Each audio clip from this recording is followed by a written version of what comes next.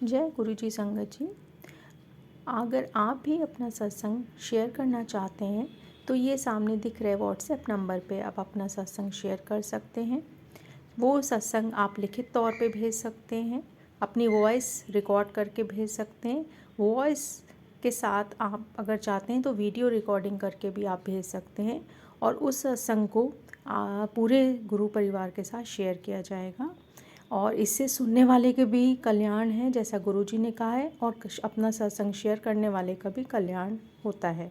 तो इस सेवा को ज़रूर करें और ज़्यादा से ज़्यादा अपने सत्संग शेयर करें। जय गुरुजी, शुक्राना गुरुजी। आइए सुनते हैं आज का सत्संग। शुक्राना, अनंतम शुक्राना गुरुजी।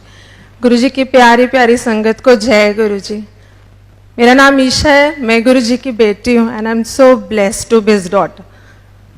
मैंने सत्संग पहले कभी शेयर नहीं किया ऐसे, तो अगर मुझसे कोई भूल हो जाए तो मुझे माफ़ करना। मेरी जर्नी 4 साल पहले शुरू हुई थी। मेरी कज़न गुंजन मुझे जलंधर मंदिर ले गई थी। तब मैं गुरुजी के बारे में कुछ नहीं जानती थी। ऐसे ही उसने कहा यहाँ एक गुरुजी का मंदिर है, तुम चलो। तो मैं चली गई। वहाँ जब गई तो बहुत अच्छा लगा, वहाँ का ऑरा बहुत अच्छा था। मुझे ऐसा लगा कि उस चेयर पे ना कोई बैठा है, बट पहली बार गई थी, कुछ जानती नहीं थी। वापस आ गए, चाय प्रसाद पिया, वहाँ से वापस आ गए। 2 साल कोई कनेक्टिविटी नहीं हुई। कभी नहीं पूछा कि कहाँ गई थी, गुरुजी कौन है, किसी कार पे नहीं पड़ा, कभी नहीं देखा। 2 साल बाद फेब में पापा के घर सत्संग हुआ। वहाँ से मेरी जर्नी स्टार्ट हुई, रियल जर्नी जिसको कहते हैं। जुड़े तो पता नहीं कितने जन्मों से हैं, पर जब से जाना तब से 2 साल। तो जब मैंने वहाँ दरबार में एंटर किया, मैंने वहाँ गुरुजी को एक झलक बैठे हुए देखा तो मुझे तो कुछ हो गया। मैंने सोचा कि जो इंसान है ही नहीं वो दिखाई कैसे दे रहा है, वो पूरा साक्षात दिखाई कैसे दे सकता है। तो वो पूरे 2 घंटे का सत्संग में मैं सिर्फ यही सोचती रही। और कुछ फर्स्ट टाइम की जर्नी थी तो इतनी नॉलेज भी नहीं थी कि गुरुजी क्या हैं, कौन है। तो फिर घर आ गए, तो घर आके यूट्यूब पे सर्च करना शुरू कर दिया। गुरुजी के बहुत सारे सत्संग देखे। जब भी सत्संग देखती थी सिर्फ रोती थी, बहुत रोती थी। अब तो ऐसे हो गया था, घर में रूम से बाहर निकलती थी तो सब पूछते थे सत्संग सुन के आ रही है। तो 10 दिन 15 दिन ऐसे ही बीत गए। तो मैंने गुरुजी को कहा, मैंने कहा गुरुजी अगर मैं आपसे जुड़ रही हूँ, आपकी संगत बन रही हूँ, तो इतना रो क्यों रही हूँ। तो ऐसे ना अंदर से एक आवाज़ आई, कमांडर अंकल ने पूछ।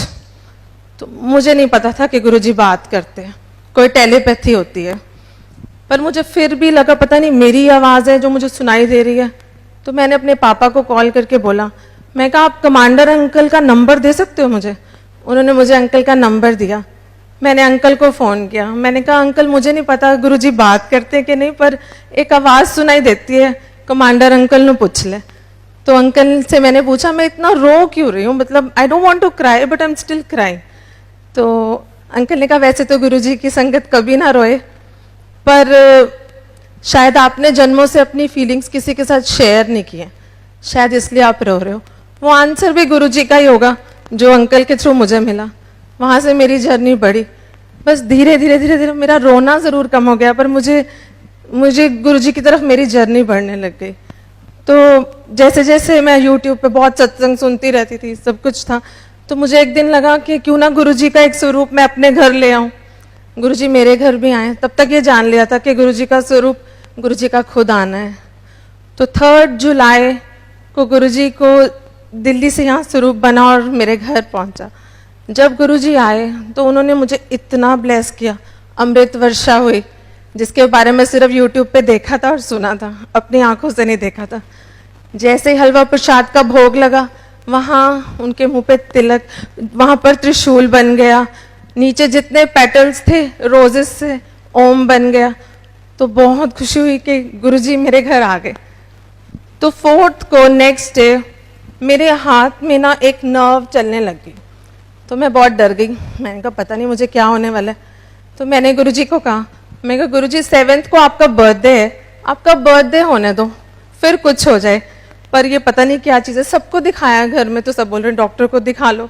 तो मैंने एक ना वीडियो बना लिया उसका, तब पता नहीं था कि मुझे लगा ये बंद हो गया तो मैं डॉक्टर को क्या दिखाऊंगी। तो पूरा दिन वो चलता रहा, बड़ी परेशान होगी पता नहीं क्या हो रहा है। तो नेक्स्ट डे वो बंद हो गया, और जब बंद होने से थोड़ी देर पहले मुझे एक आवाज़ सुनाई दी, जदों टैटू बनवाने हो तो दर्द नहीं होता, जो मेरा ओम बन रहा है तो तेन दर्द हो रहा है। तो मुझे समझ आ गया कि कुछ तो है। तो मैंने अपने हाथ में देखा तो वहाँ एक पूरा ओम बन गया जो आज भी है। गुरुजी ने मुझे मेरे हाथ में ही ओम ब्लेस कर दिया। इससे प्यारी ब्लेसिंग्स मुझे नहीं लगता मुझे कभी मिल सकती है। वैसे मेरी जर्नी तब से और बढ़ती चली गई। फिर 7th को गुरुजी का बर्थडे आया, तो मैंने गुरुजी के बर्थडे पे सोचा था चाहे हम फैमिली के 4 लोग बैठें, चाहे हम थोड़े से लोग और हों, पर दरबार बहुत सुंदर होगा। बहुत सुंदर दरबार बना। तो दरबार में वही ह्यूमन नेचर होती है ना, मांगने की आदत नहीं जाती। तो जब गुरुजी का केक कटा तो मैंने कहा गुरुजी अगर आपने केक काट दिया है ना, तो इतने सारे रोजेज हैं ऊपर, आप एक फ्लावर गिरा दो नीचे, मुझे पता लग जाएगा कि आपने मेरा केक काट दिया। तो मैंने सिर्फ अभी बोला ही था और ऊपर से 2 फ्लावर्स गिर गए। तो पीछे से मेरी बुआ पापा सब बोल रहे हैं वो देखो फ्लावर्स गिर रहे हैं ऊपर से। मैंने कहा आपके लिए फ्लावर्स गिर रहे हैं, मेरा आंसर है। इतनी जल्दी कौन सुनता है? कोई नहीं सुनता, गुरुजी के सिवा तो कोई नहीं सुन सकता। तो ऐसे ही जर्नी बढ़ती चली गई। मेरी मदर इन लॉ को एक प्रॉब्लम हो गई, trigeminal neuralgia, it's a nerve disorder. बहुत पेन में वो थी, बहुत ही पेन में। मैं गुरुजी से दिन रात अरदास करती थी, गुरुजी मम्मा को ठीक कर दो। मांगना नहीं चाहिए मुझे मालूम है, लेकिन माँ को दर्द में देखो तो you will always ask for. मैं कहा मम्मा को ठीक कर दो। तो एक दिन वो लोग उनका प्रोसीजर होना था, तो वो बॉम्बे गए थे उसके लिए।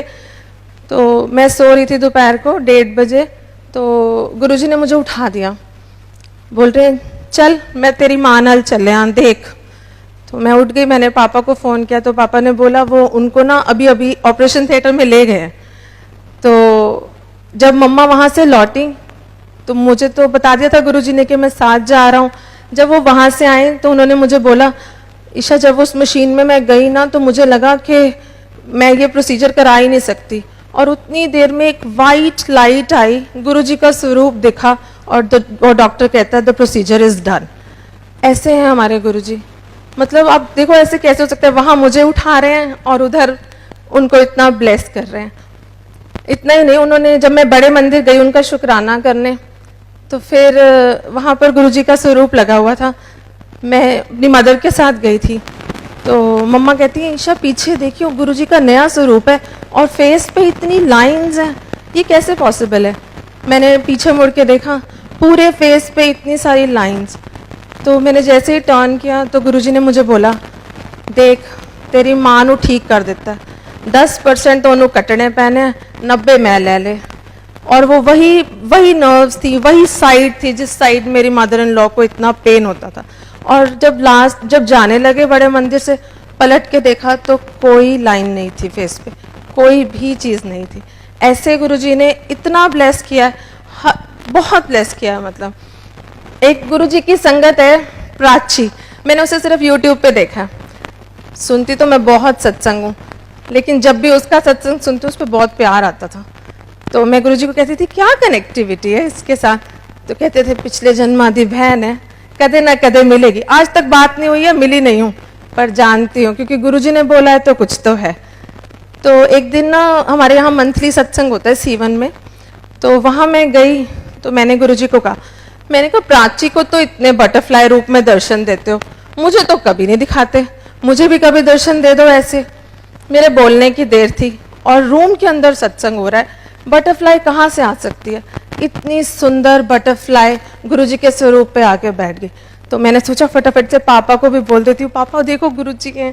तो जितनी देर में बोलती उतनी देर में वो चीज़ खत्म हो गई। मैंने कहा ये तो गलत बात है, इतनी सी झलक से तो मेरा दिल ही नहीं भरा। आप बिलीव नहीं करोगे, मैंने सिर्फ बोला और वो बटरफ्लाई फिर से आ गई। ऐसे इतना तो मुझे लगता है गुरुजी के सिवा तो कोई सुन ही नहीं सकता। और मैं शुरू से ना शिव भक्त हूँ, 7 से 16 सोमवार के व्रत रख रही हूँ। जब गुरुजी से जुड़ती चली गई तो बड़ा लगता था कि भोलेनाथ को मानती हूँ, अब इधर इतना अट्रैक्ट हो गई हूँ। तो थोड़ा दिल में फिर भी कहीं ना 1% था। तो एक दिन उसी सत्संग में, मंथली सत्संग में मैं जा रही थी, तो घर से निकलते निकलते गुरुजी कहते आज अपनी अक्खा खोल के बैठी। तो मैंने सोचा मेरी नींद का टाइम तो है नहीं, पता नहीं क्यों कह रहे हैं ऐसे। तो मैं वहाँ गई, मुझे इतनी नींद आ रही थी, इतनी नींद, पता नहीं जैसे गुरुजी ने क्या कर दिया। मैं कहा गुरुजी यहाँ पर ऐसे मत सुलाओ। तो जैसे ही मैंने गुरुजी के स्वरूप की तरफ देखा, वो गुरुजी का स्वरूप गुरु नानक देव जी का स्वरूप बन गया। 10 बार 15 बार जितनी बार मैंने आंखें बंद करके खोली, वो गुरु नानक देव जी का ही था, उसमें गुरुजी की झलक नहीं दिख रही थी।